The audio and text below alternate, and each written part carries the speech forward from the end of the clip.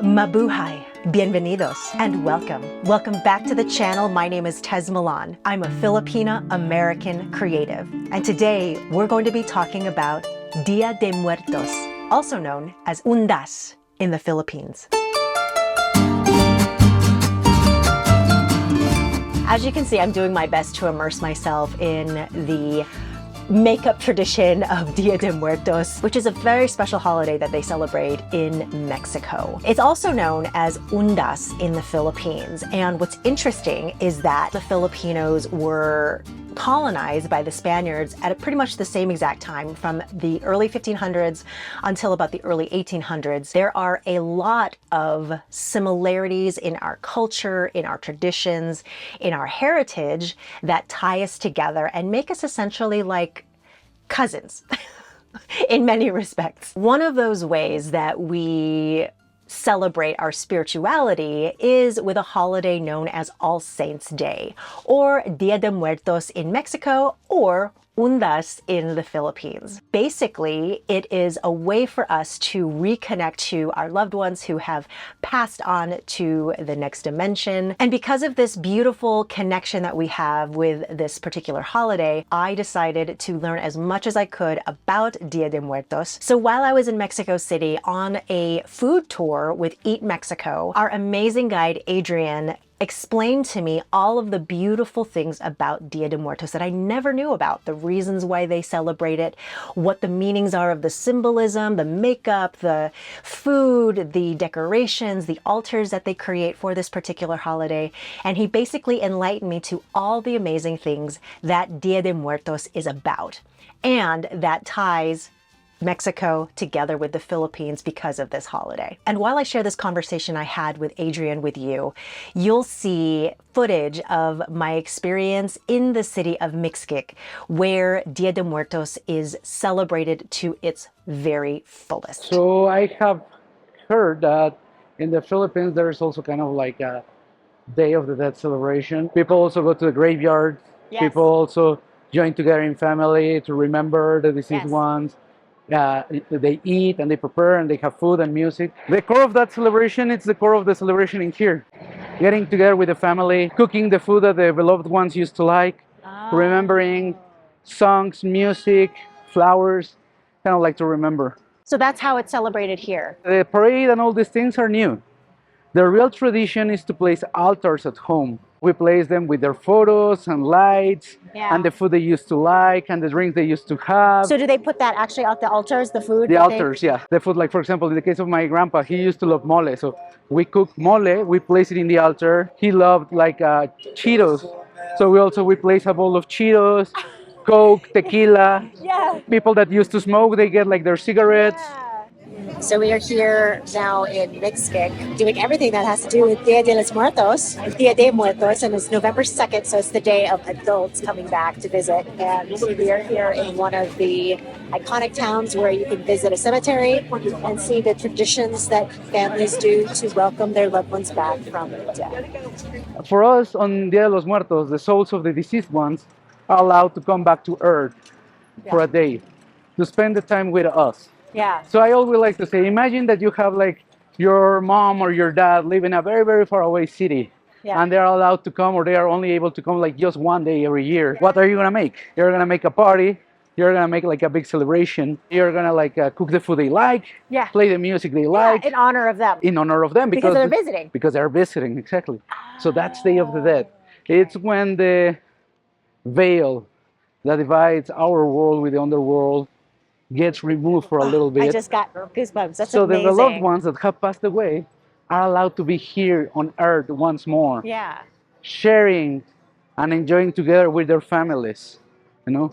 So that's why we celebrate it. Right now it's the Day of the Dead, so we will have like the Aztec marigold. This variety of marigold, it's native from around here. We call it in the local language cempasúchil. You will see the bags, the plastic bag with just the petals, or you can find the flowers, the whole flowers. And like every other thing in the Day of the Dead and in altars, it has a meaning.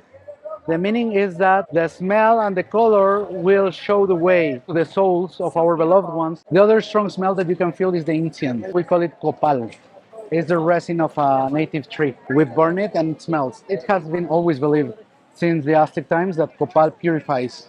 Like when you light on copal for Day of the Dead, you are purifying the house so the house is clean to receive. So you clean the house and then with the flowers, you show them the way so they can come. Around your altar, you will place kind of like a pot with the petals to show like the soul where the altar is and where they should be going.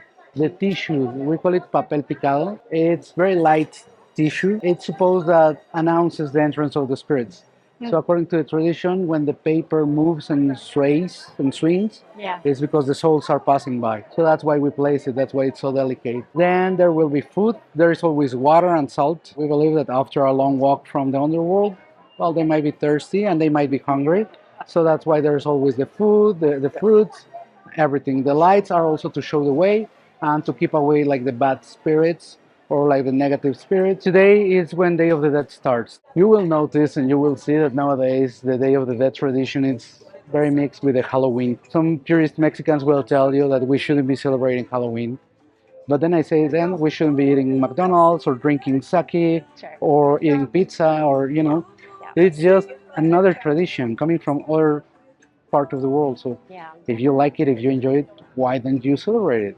As long as you remain respectful of the tradition, as long as you don't forget where you're coming from, you can 100% enjoy Halloween and Day of the Dead and nothing happens. All right, so we're entering the cemetery and it is packed because everybody's coming in here because it is dusk and all the lights are going to start happening with the candles. So you will notice that there's a lot of dogs and animals. The thing is that in the ancient beliefs, in Mexica beliefs, we believe that the dogs were the ones that were in charge of taking the souls from the land of the living to the underworld, and particularly the Mexican hairless dog, the Xoloscuintle. That's why you see like so many representations of dogs, because they are the ones that help us to cross these two worlds. in the Philippines, we have a similar story about dogs and spirits. In the ancient beliefs, there is no good or bad. There is just this world and the other world. You know, there was no punishment, there was no hell, no heaven. It was just the other world, the realm of souls. Like for example, if you were bad with dogs, with animals, they would not take your soul to the underworld, and your soul will roam aimlessly and Oh my gosh. for eternity. That's terrible. It's not really a punishment, but like It's just karma. it's just like like a consequence of your actions. It's just so beautiful to see what an incredible tradition this is, and the way that families come together to celebrate and honor their families like this, even after they've passed away. It's really amazing. Now in Mexico, the Catholicism is very mixed with other influences. The first influence that the Catholic religion was mixed with was the indigenous local belief.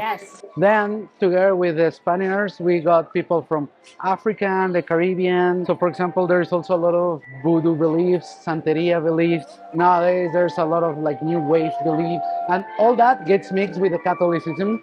So, I always like to say that Mexican Catholicism is kind of like a very colorful one. You know, the Lady of Mexico is Virgen de Guadalupe, the Virgin of Guadalupe. There's a lot of debate about it. A lot of people say that it was just a tool used by the friars and by the Spaniards to conquer us spiritually. So it was kind of like adapting Virgin Mary into the local folklore. But something that is very interesting is that in the Philippines, Filipino people, well, they worship the Lady of Guadalupe. Filipinos are very superstitious, very spiritual, very religious. It's similar in the sense of Catholicism being mixed together with the indigenous beliefs. Mexico is the second largest Catholic country in the world, right behind Brazil. Wait, say that again? Brazil is the biggest Catholic country in the world.